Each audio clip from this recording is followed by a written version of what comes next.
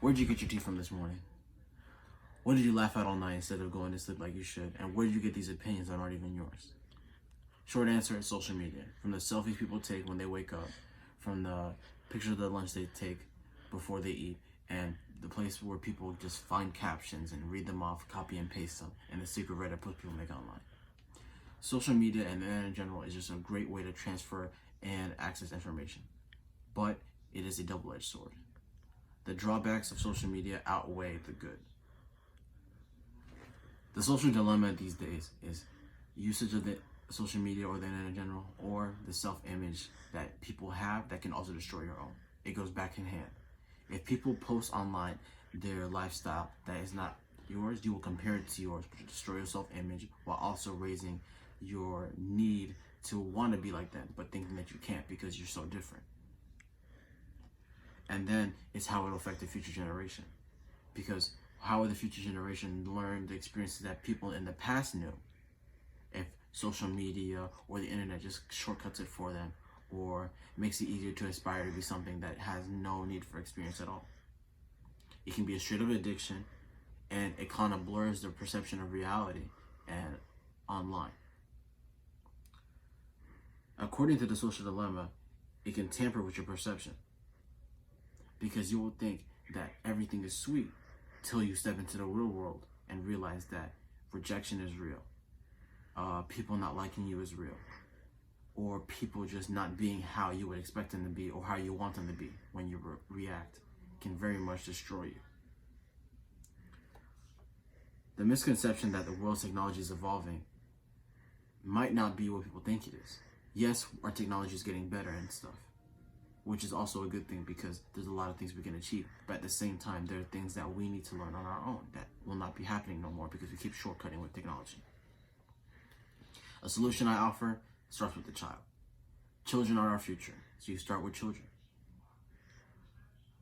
Improve the children's online life, where it comes to safety, boundaries, and just straight up conversation with your children. You should set up policies from the moment your child receives a phone, while also having conversation with your children to how to keep some stuff online private. Releasing too much information can endanger the child and your family.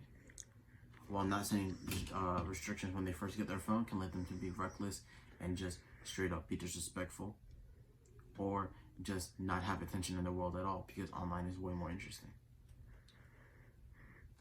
According to pros and cons of social media, it can be a monkey see, monkey do situation.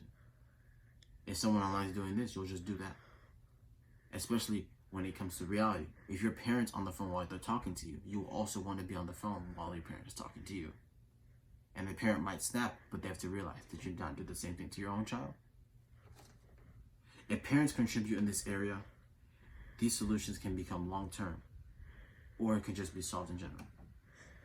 The reality of it is, if you see your child on their phone, just think back if you did the same thing, because that could be what led them to do what they just did, or what they will continue to do. Now, if it's the opposite, then you just have to attack it head on. Talk to the child, make them realize that some instances, your phone can be put down. Social media can't be the top priority. Online. If you're recklessly giving your children access to online things, you must know that there are some things that you cannot stop them from going on. Whether it's inappropriate stuff, or talking to people that they shouldn't be talking to, or just straight up violating their own privacy by releasing information about themselves that they shouldn't. And be aware, privacy concerns may backfire on you. I know people don't read them, not saying that you have to, but realize that privacy concerns can work against you the same way they're supposed to work for you. And cyberbullying is also something that affects children day to day because of how much they like being online. And their parents are not aware of what's happening. Now, our generation is probably far gone, but we still have the future to look forward to. Actions we need to take now. Social media. Don't rely on it. There are other things to take up your time.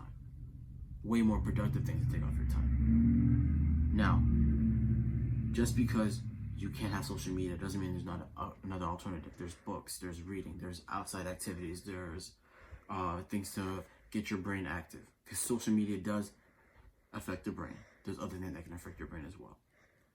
You can also experience what people who didn't have technology have done, like camping, being able to learn with your hands rather than searching up on Google and getting a quick and easy shortcut. According to the negative effects of technology on children, work with your children to manage social and tech outlets and try to use the real world as your outlet. Now, from the time you go home today and you see your child getting their first phone at some point in further on in your life, think. Your self-image and your time shouldn't be focused on the social media perspective. So in that same way, think about your children and how they might copy you if you do that around them. Don't be blind to the effects of social media on those in the future and future generations to come. And know that your actions will reflect in your children in the way they use their outlets. Next time you read a caption, like a photo, or scroll 16 hours thinking about how angry you were at your kid for doing the same thing that you're doing now, just know, whatever you do, your kids will see it too, and they will do the same. So try to be more productive so your child will also share that same trait. No, whatever you do, your kids will see it too, and they will do the same. So try to be more productive so your child will also share that same trait.